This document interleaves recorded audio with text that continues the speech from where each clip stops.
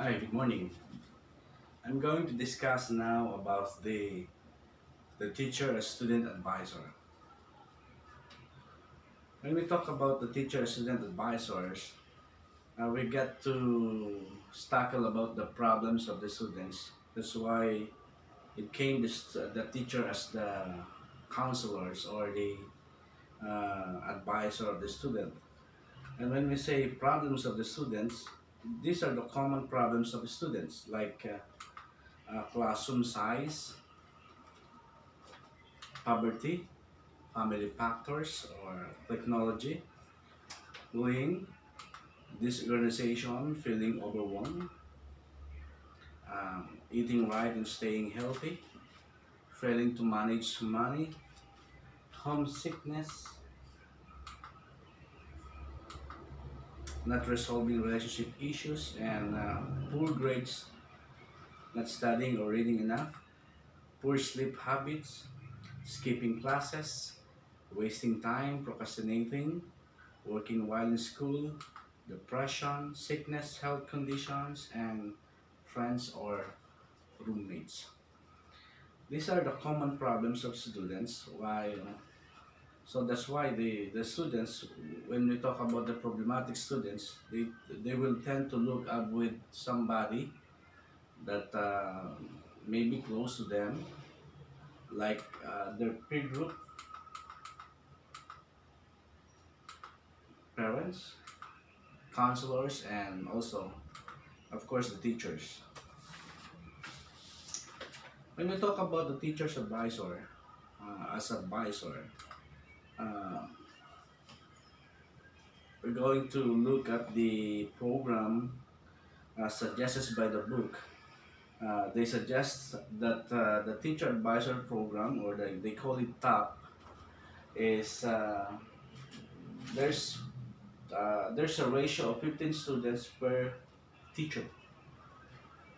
So the guidance and counseling department are used as an arm those teachers to become counselors or advisor of the students.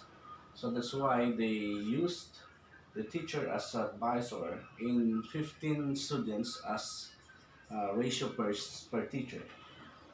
So in some school like Christian school or private school, they use also the students because some teachers are not available to do the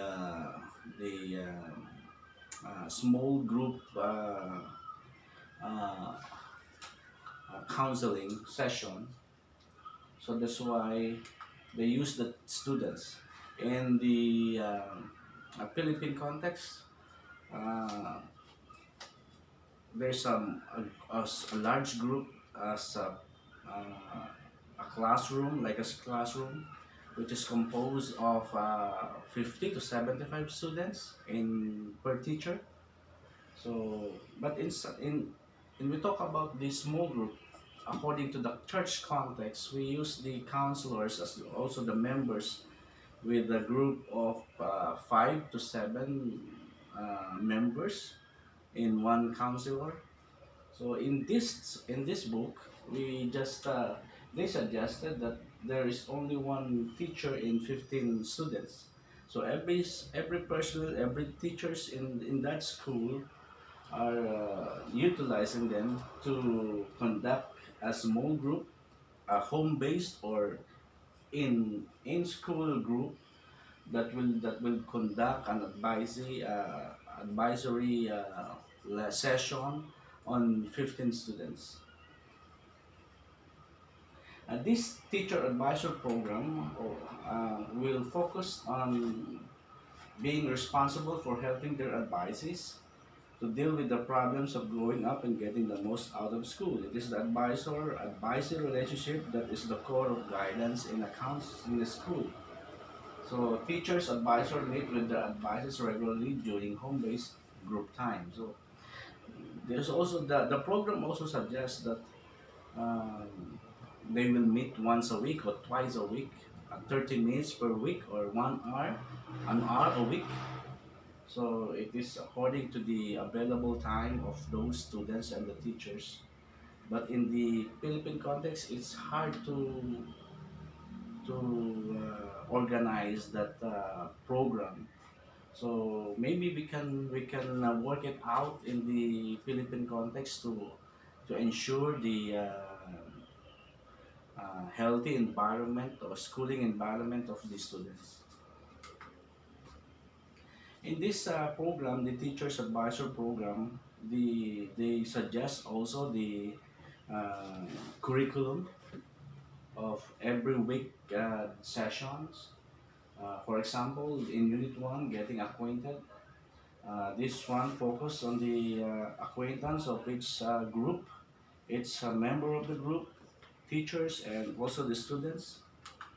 Next is the study skills and habits, which is to evaluate one's study skills and habits, the effective time management plan, learn and practice classroom listening skills of the students, and also the unit 3, this, the self-assessment. The advisor will clarify the behavior of the students and their strengths in classrooms, also the behavior to assess their teacher-students relationship.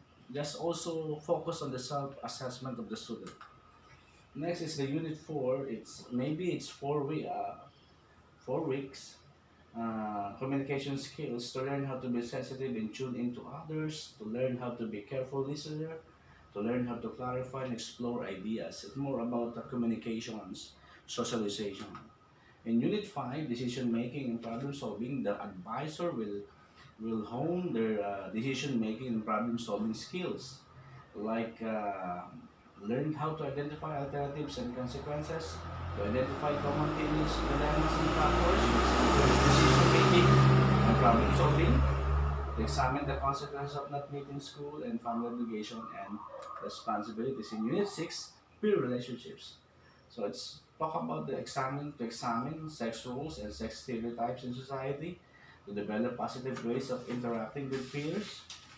And also in that curriculum, in 12 sessions curriculum, in Unit 7, so all about motivation, and Unit 8 is about conflict resolution. You will identify in the sessions that about how to deal with the conflict resolution. Unit 9 is about wellness, about the healthy condition of the students. And Unit 10 is about the career development, or how to choice, how to choose a career or a job after schooling in high school and college.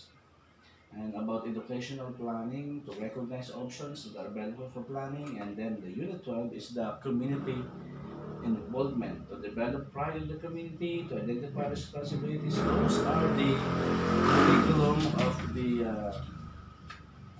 teachers advisor program. So when we talk about the teachers as advisor, uh, there's also a counselors that we're going to discuss their roles and relationship to the teachers. So the counselor was concerned will take maybe they will take away counselors' jobs if if teachers were to be student advisors. So we must identify the roles each plays in teachers advisor program. First, teachers are not asked to be counselors or to take the responsibility of meeting all the counseling and guidance needs of students. Some students will need to be referred to counselors or other specialists, of course. Teachers are not skilled in specialist in counseling if the problem is severe. So the teacher must refer to the specialist about the problem of the students. Second, counselors will continue to their own programs and activities throughout the school day. But during the teacher's advisor program period, they will probably pay particular attention to the following roles. First is um, the counselor will help co-lead some guidance units and session with teachers, of course. The counselor will give assistance to the teachers uh, while doing the teachers advisors program. Number two is counselor will develop some special guidance units based on particular needs of the students group or student populations. The counselors will, the guidance counseling department will create or will design a curriculum based on the needs of the students. Number three is counselors will meet with small groups or students for small group counseling during some of the teachers advisor program period. So the counselor will meet small groups while the teachers are doing their sessions in the teachers advisor programs. Also the counselors, the guidance counseling department, some of the personnel will do some sessions, small groups, um, to to address the needs of the students. Number four is the council will pull students who are disruptive or pull out, no? Students who are disruptive or who are having trouble adjusting for their home-based group during time and target them for special attention. So they will pull out those students with problem behavior, attitude problem. So number five, counselors should meet with some students for individual counseling. So it means that the counselors will also offer some individual counseling if they do not want to open up in the group. They will go to the specialist or the counselors itself. So number six, counselors will serve as consultants and resources teachers. So it will help a lot to the teachers if the counselors will guide them and will assist them. Counselors will avoid any routine duties during the time which take them away from working with teachers or the students. Um, these programs are are will doing good if they have the support. So what support do the top needed? So number one is teachers need to understand the philosophy behind TAP and the development guidance. So the knowledge of the teachers will help to the effectiveness of this program. The time commitment for that needs to be adequate. No, it's adequately. So they have the space, they have the time. Approximately, it will the session will last 30 minutes, or some schools are 1 hour. Number four, teachers need preparation, guidance, and interpersonal skills. So it is important that the teachers are prepared through preparation and guidance and interpersonal skills. The teachers advisor programs needs administrative support. No, the school administrator will guide them, will support them, will design some curriculum and program for the teachers advisor program. The advisor programs needs to be evaluated. So of course, so it will evaluate it to see if that program is effective in the school. So what are the advantages of teachers advisor? One is high counselor students ratios make it possible for school counselors to know all students personally. Of course, there's a mass number of students in one counselor. They cannot. That is impossible to know the student personally, to know their problems, to address those problems because of the high ratio.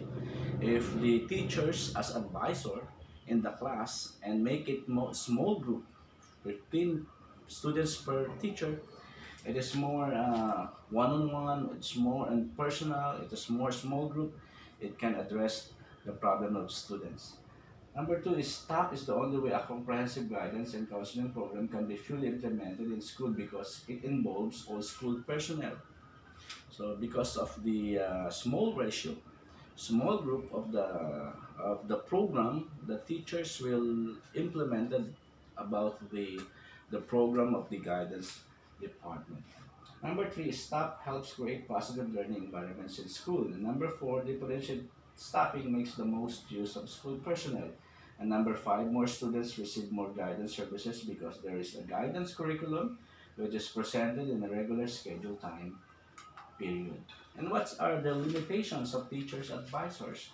Not all teachers can work effectively as teacher advisors to these students because some need more preparation and other lack interest or commitment. That's the sad story of the teacher's advisor. Number two, the success of that depends upon administrator, teachers, teacher knowledge, and support. Support and the school administration. The effectiveness, the success of the top program or the teacher's advisor program is depends upon the school administrator. So in conclusion, schools' learning climate can be positively affected when teachers, counselor, administrators, and students work together to personalize education. All students have developmental guidance needs that require attention if they are to be effective and efficient learners. When adult to students ratios in the school are low enough, each student has access to an adult in school who cares and who can be of assistance.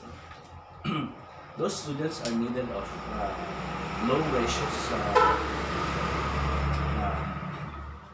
program.